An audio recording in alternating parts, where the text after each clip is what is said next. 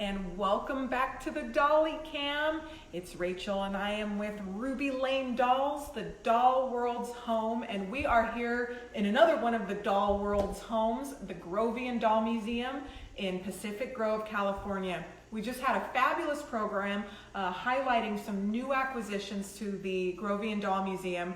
And in this video, we've got something so special for you. We are going to be learning all about Lenci dolls. They are truly art in felt. And we are here with Michael Canadas, who is going to show us some of the wonderful pieces that you have on display for us. Hi, Ruby Lane. Hi, Ruby Lane. Hi. Welcome back, Rachel. Thank you. So, this weekend we've had the NIADA conference, which is a group of it's actually international doll artists. So we thought we would share with you all dolls that are really meant to be doll art. And these are the Lenci dolls. To me, these are doll art, not necessarily play dolls. These were more, I feel, more of a decorative type of doll, which is basically what NIADA's doing. And I think I'm right about that, because when we had the gallery night here, the dolls that really connected with the artists were the Lenci dolls. Really? Those were the ones that they were very fascinated with. And I think it has a lot to do with form and also color, how they're using color right now. They're doing things that are very modern and avant-garde. So if we go back into the 1920s, the Lenci dolls are very avant-garde, new, something totally different than, Totally say, progressive. a girl doll. So I'll just give you a little tiny bit of history of the Lenci company. It was founded by a lady named Elena Knag, and she was born in Turin, but grew up in Germany. So in Germany, she picked up the nickname Lädchen, which means girl. So the family moved back to Italy, and Lädchen became Italianized and became Lenci. And that's how the company got their name. And like the people that were just here this weekend with NIADA, sharing their doll art, she started her business on her kitchen table, just working, creating dolls, and that's how it started. I think she was very sophisticated and very worldly, and brought in other artists that helped create more head sculptures and whatnot. But it's interesting, they have all of the Italian flair of design, but they have the German engineering of perfection. So I think we're going to start with and then I should tell you that the dolls we're sharing, a portion of them belong to the Grovian Doll Museum, and a portion of them are the Carmel Doll Shop's inventory for sale. And Rachel knows that I don't normally like to do the sales pitch where I'm trying to sell our things, but we wanted to flush out the display so that we had a variety. And I encouraged you to include them because our viewers, while they love to learn and see magnificent things, they also love to shop. And they're welcome to shop. But if you don't call us, if it's not on Ruby Lane, it's not for sale. Okay. All right. So I'm going to start with. So why don't I do just a quick pan so our viewers can get this. If you guys are just tuning in, we are learning all about magnificent art in felt dolls now some people say Lenci, some people say Lenci. Is either one okay? I think either one is okay, but to my knowledge, it's Lenci. Lenci. And if you think about it, Lenci is not anywhere close to Lädchen. I mean, I think that it makes sense. But you know what? I'm not here to correct. The critics out there will correct us. They'll tell us. They have no problem sending us little direct messages. Yes, they will. If you guys are tuning in, please share this video so we can get more people on this live feed. And please tell us where you are tuning in from. We love hearing from you. All right. So I think we're going to start by chronological order, and it happens to be really chronological order and rarity that doesn't always work out this way, but in this case it is.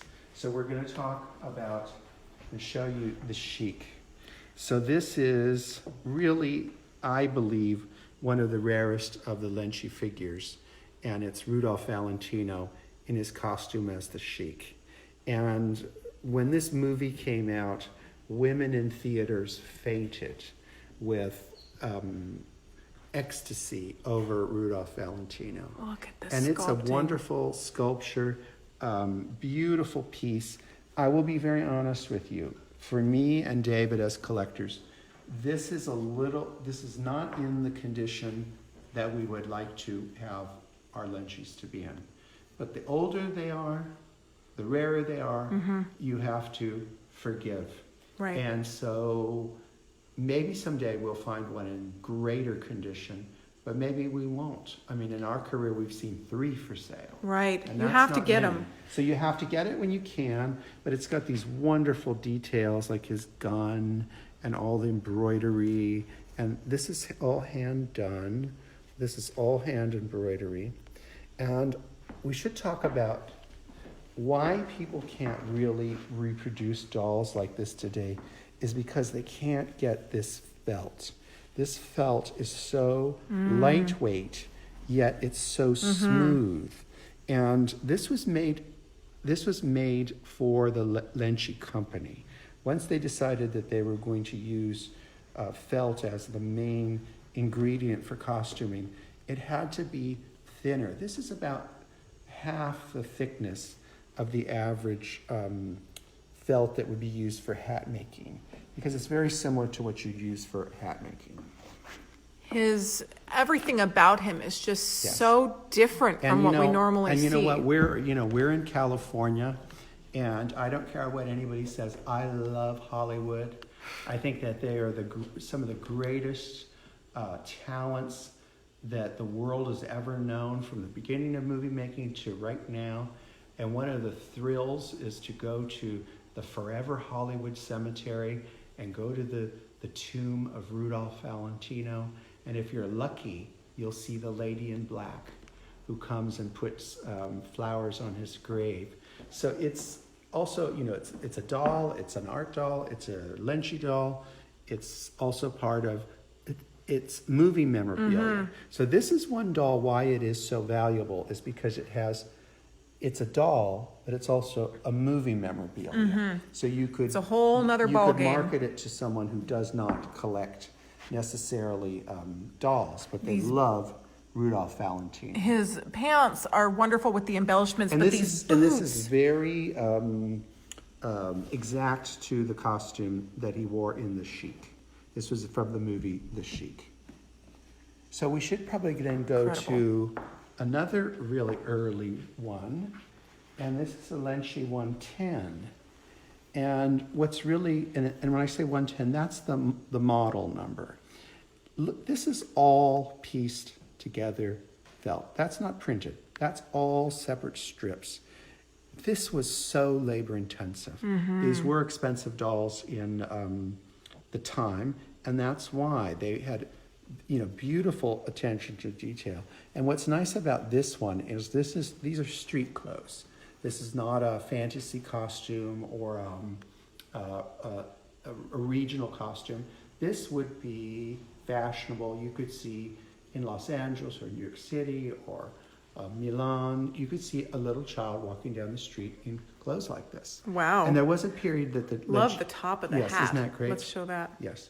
I think this is called a peach basket. Could you imagine trying to, not that we ever would, but trying to wash it, the blue, the white, the red? Well, it would be a disaster. If you do, and we have done this in the past, where we've had things that have to be restored and cleaned. What you have to do is you have to take it completely apart, clean each piece, put it back together. So you could end up with more labor in the item than the item is actually worth. But again, the older they are, the more likely that you should do that. And so the next piece, these are called fetishes. And the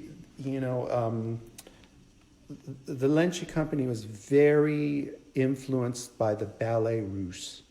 And in one of the ballets, there was Pan. Look at Pan. Pan. His modeling and expression Yes, is isn't that just, adorable? it's just Now, wonderful. here's the thing that is, Pan at some point is going to need a little bit of restoration because someone, you can see here, cut off his little horns. And I think that this happened when he was new because someone thought he was maybe a little bit devilish. But he's not a devil. He's a little Pan. Otherwise, he's in fantastic condition. Yes, he's in fantastic condition. So someday, a piece of beautiful Lenci-like felt is going to come my way, and we'll just, replace his little, Fix him. his little horn. But you know what? He's very cute. The face, and the face is character modeling wonderful. on that It's is just wonderful. And the nice thing about these, for the collectors out there for themselves, and also a museum like us, is they are small, so you can always get a wonderful. A lot of them. But I think that we should point out too is look at his pants are basically polka dot diapers. Oh, his diaper. The diapers are wonderful on Yeah. these, and the little individually sewn on Yeah. polka Isn't that dots. cute? With the tail. Wouldn't it be great if we could get these for naughty bulldogs? Yes. You could put little pants on them. Oh, Louis would look so cute in a blue polka dot diaper. Louis doesn't need any because Louis is so perfect in that way. As naughty as he is, that is his good thing. So then I think we're going to go, I'm trying to stay chronological. How about this piece? Now this is just So she's contemporary magnificent. to Rudolph Valentino age-wise. And I have said this before and I will say it again. It's really important if you want to build a nice collection for the world or your own personal enjoyment. Build personal relationships. Mm-hmm. We have people ask us all the time, how do you find all these things? Where do you get all these things? These things come from having relationships with people. They can be long-term relationships. This we bought from the turn of the century antiques in Denver. And this hit me because at first I thought it was a Spanish lady, and then Sally Freeman, who was with the company at the time, now retired, informed me that this is a Portuguese singer. So I, of course, had to have it because I'm Portuguese, and all Portuguese songs are sad songs. They sing sad. So this is very. She's in mourning, but she looks so happy. It's very folky, very.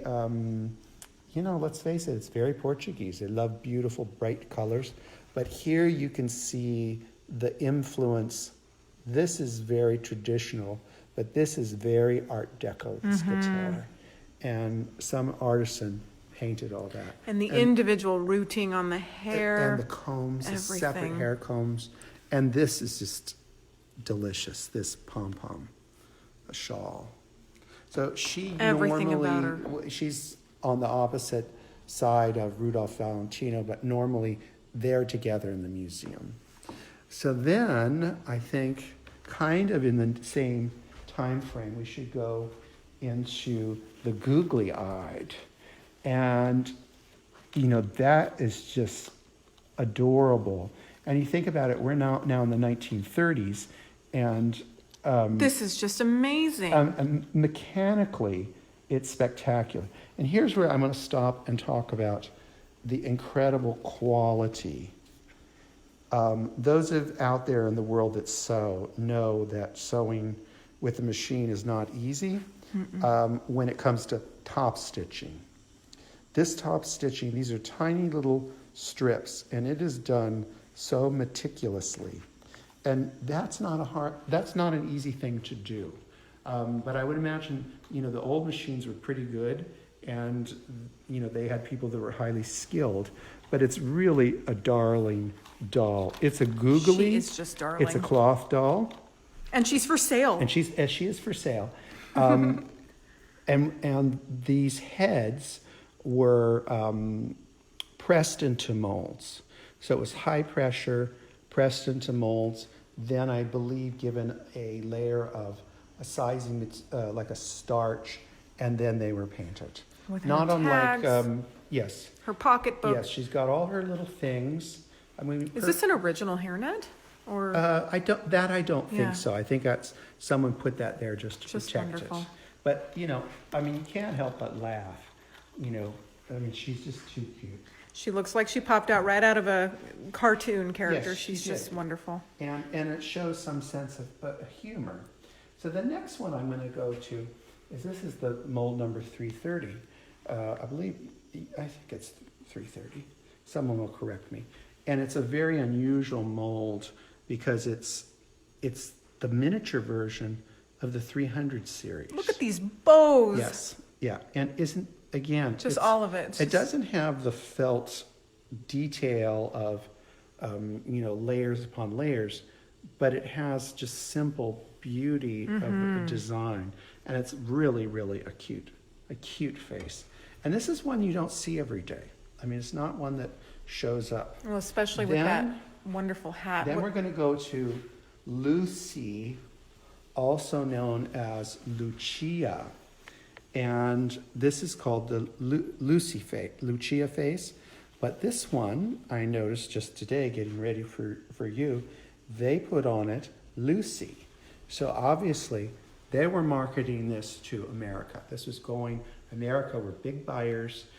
Matter of fact, Bullock's in Los Angeles had a department in the 30s that had a fabulous display of Lenci dolls. And in the 20s, they had customers like Joan Crawford was a doll collector. She had hundreds and hundreds of dolls that she bought brand new. So, obviously she had a bad childhood and she was trying to make up for it. So this is our Luchia face. But what's interesting, it's got an organdy dress and they've used the felt trim. And again, the wigs are beautiful. And look at the The facial painting is it's so vivid and bright. I love her eyes. Yeah, isn't that great? And really nice shape too. A lot of contemporary artists have really drawn a lot of inspiration off of the art of Lenci. And here's another Lenci of Luchia face. And this one is done as a boy. And he's, I believe he's Swiss. Or Peru. Maybe he's Peru. But when I look at this, I see, I'm old enough to remember this. This is like the summer of love. This is 1968, the fringe and, really way ahead of its time style-wise. And here's another Luchia face. Again, and look at the flowers. All this detail. This is felt, people. This is not soutache trim. That's a tiny strip of felt. And I just don't know how you could do that to make that work. If you are tuning in, tell us where you're tuning in from. Drop us a comment and most importantly, share the video so your friends can see it too. This is so incredible. And this was probably a huge part of really being, I should show you this another Luchia face. But look at how charming is. This should have some fruit in the basket. But here we have embroidery. So she's got embroidery of little chicks. Oh, she just looks like Thanksgiving. And so I would imagine she would have probably had some eggs in her basket. But again, a beautiful... Gorgeous. It is like Thanksgiving. Perfect for a display then. But then I want to talk about, these are like candy, are the Lenci mascots. And I think it's unlimited. I don't think anyone could collect one of every one that was ever made. And what's interesting about this one, what do you think the costume is? Take a guess. Well, he almost looks like a chef because of the hat. But he's got some kind of interesting contrast. Is he a fisherman? This is a good luck item. This is the chimney sweep. Oh, so if you run across a chimney sweep, really anywhere in Europe or England or America, if a chimney sweep crosses your path, that's good luck. So this is what he would throw down into the chimney to knock off all the soot and the buildup of, it's basically turns into coal. So, you wanted a chimney sweep to keep your house in order so it didn't burn down. But you don't get that right away when you see it, because usually when people depict dolls as chimney sweeps, they usually create some soot on them, some dirt and whatnot. He's wonderful. And then we have that, these are, some of the nicest little cute dolls these are known as the Lenci mascots. But Rachel, again, look at the detail. All in that these costume. Individual stitches. This is like a design that, the MGM designer Adrian would have come up with. Oh, out of a house of couture. It's just... this is really fantastic stuff. Just wonderful. All of these pieces are just glowing. Once they get dirt on them, it's so difficult to get that out, and they're just in incredible condition. Well, I think that a lot of that has to do with that they were art dolls, so they could have been put away in a hope chest and stored and not necessarily given. Because if you look at the time frame, let's pick the year 1930. So if you were born in 1900, you were at the doll boom of all time, the turn of the century. So when you're 30 and have some extra money in 1930, you grew up in the doll culture. So these would be very, very delightful. So I want to show you next our favorites of all, and maybe it's very plebeian of us, but it's what we like, are the Lenci 300 boys. See, I think who doesn't? They're so wonderful. They're just so adorable. And the head was based on a head that a lot of doll artists used, and it's a bust in the Vatican.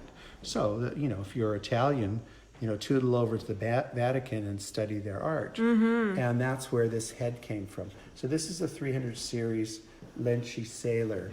And, all nice girls like a sailor. And, he's just adorable, and you can't ever get tired of them. But look at this.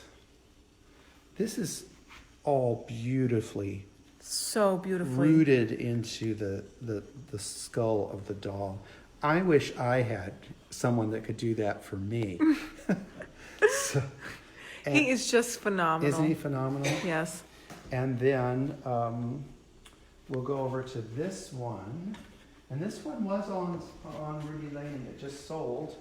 But I have to show it to you because it's in a 300 series in a Scottish costume with plaid done in felt. It has to be the most elaborate Scottish costume I've ever seen. I think it's probably for the 300 series, this is probably one of the most labor-intensive costumes that they did. These are not socks. They are socks, but they're socks feel that, Rachel. That's made out of felt. And they're hard and thick, and this was not an easy thing to do by any means. And just for the people that are always wanting to know, he has pants. So Sally's gonna love this one. Yeah, and it's a one. It's very tempting for us to not take this and put this in the museum case. But you know what? The museum has to pay the doll shop has to pay the museum's light bill and all of that. And here's another classic sweater boy. So it's really in beautiful condition. It's tags and double tags and really a cute face. And, I could have one of these in every color. So cute. He has nice red cheeks. What do you think about the blue that they put on these 300s underneath the eyes? Well, I think that gives it that kind of, we all have a little, hopefully we all have a little shading under our eyes. So they knew what they were doing. And you don't really find any Lenci that's poorly done. Mm-mm. It could be poorly treated over time, but the detail is always there. It's very quality controlling. And I think that had to do with, if you grow up in Germany, there's a right way to do things. So she had the beautiful talent of an Italian and the efficiency of a German. And, that's a recipe. And she was very, very successful. So then I should show you this one. But now, I once heard a Lenci expert say that there was no such thing as a mint condition Lenci, which is crazy because we've seen plenty of them. Here is a mint condition Lenci. I mean, this is in spectacular condition. It's original box. I mean, look at how bright it is. Mm-hmm. I mean, there's no difference between the front and the back.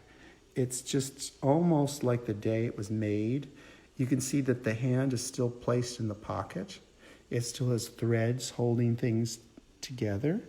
And it was retailed by, this box is a Liberty of London box, but it's Still in very good condition. It's not a Lenci box, but it has the Lenci label. So this is really proves that there is such thing as a mint condition Lenci. Just spectacular. And again, you're talking about shadowing. Look at the shading on his Yeah. knees, just the But look at the detailing. shadowing you were just talking about. It's all still there and just wonderful. Very vibrant. Yeah, he's really cute. And, that we get a lot of joy out of just seeing him. But here's one of our Treasures. This is a true Italian American. This is a true Italian American. And this has to be one of the rarest Lencis that we've ever had. And it's spectacular. I only know of one other, and it's a girl. Really? So it must have been a boy and a girl. And I know of one other in a collection. Well, that's you're a going to need girl. it. Yes. And it's just... Look at this. Look at this. It's just spectacular. And the scallops, how they did the trim on the scallops. I mean, I would love to go back in time and just see them This working. headdress is magnificent. The yes. flowers are all intact. Not flowers, feathers are all Mhm. intact. And they're chicken feathers that they dyed to work for what they're doing. And it's just in mint condition. And again, this is a doll that came. You wouldn't have gotten this on the open market. This is a doll that came to us because of having relationships. And I think it's very important to develop that in any hobby. But he is one of our treasures. And then we'll go to probably the youngest of the Lencis that are on the table. And this kid is probably from the 50s. And you can see that they've changed the facial molds, but not that much. This is now outside of the time of Madame Lenci. In 1937, she sold off the company. I think more kind of forced out of the company, because it's one of those things that sometimes when you get successful, it can be too successful. Mm-hmm. And that she went from having, making dolls herself on her kitchen table to having 300 employees. Right. And you can become too big. And I think that you're a victim of your own success. So in 1937, she sold off the company. And then in 1944, the company closed because of the war. And then it reopened in the 50s. So this is a 50s doll. You can still see it has all of the qualities that they had before. It just doesn't It's have very that, distinctly different. Yeah, but it doesn't have that same Bite. that the dolls created by the founder of the company had. Not that they're not fabulous dolls, they are. And they are part of the history of the company, which went on until the 1980s.